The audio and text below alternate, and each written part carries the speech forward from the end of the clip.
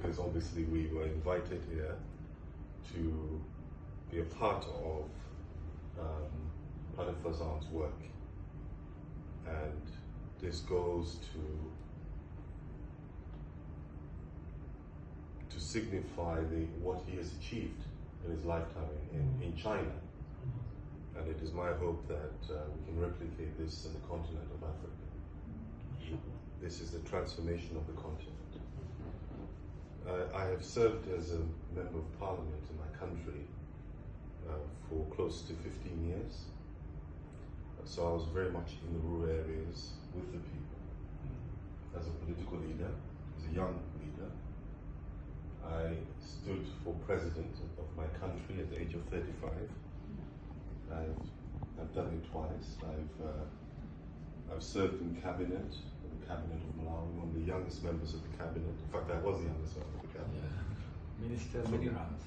Yeah, the different ministries of government that afforded me to have the exposure of a governance, but also maintaining integrity and the reputation and the focus that it deserves. I just want to say something here. I don't believe that it's a coincidence that we're meeting here today. When my brother and I were in Nigeria, it was not a coincidence. I don't think we were there for the inauguration.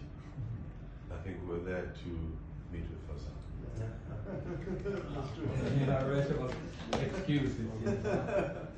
And I remember the first time I met him, I felt this incredible energy, and I said, I know you from somewhere. And I think you repeated the same thing. You talked about spirit, you talked about names. When I was born, my mother could not have children. She had a child, but she could not have more children. So it took a period of 9 years before I was born.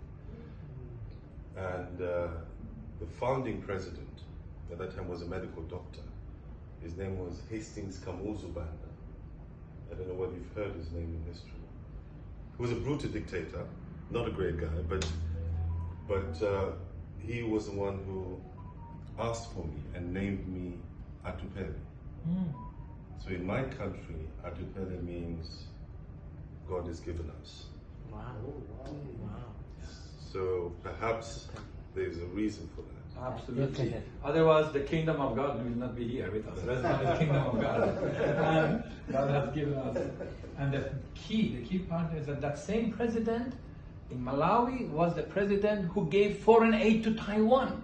Taiwan was the poorest state, and Africa was the rich that give subsidies to these countries. So, of course, must be the one who named him is the one that we can take as a proof that Africa is rich and will be rich again and will be subsidizing as it subsidized Europe, subsidized America, subsidizing China. And they actually subsidized Taiwan. True, absolutely. And I truly believe that this is Africa's time. Yes. This is Africa's moment. Yes. But it requires preparation. It requires the right leaders. It requires the right vision. It requires the right support to harness this huge potential and opportunity. And as Fazam says, this will be the gift to the world.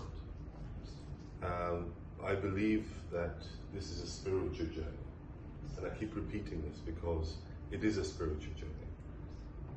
And I also feel this energy in this room.